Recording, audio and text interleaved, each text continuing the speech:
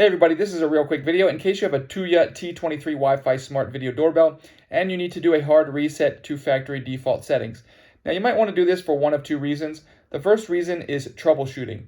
If your doorbell will not connect to Wi-Fi, or it won't pair with your devices, or it won't sync properly, or if it's not following the configurations you have set for it, or if it's malfunctioning in any sort of way, a hard reset can fix a lot of those issues. Also, if you just want to set it up again in a new place and get it sort of a fresh setup with the new Wi-Fi and everything like that, we can go ahead and do a hard reset. It's quite easy. All we need to do is come around on the back of it, and you'll see either at the top left or this, if it's turned around, it'll be the bottom right. There is a reset button. So you'll just come in and you'll need to press and hold this reset button for about 6 seconds.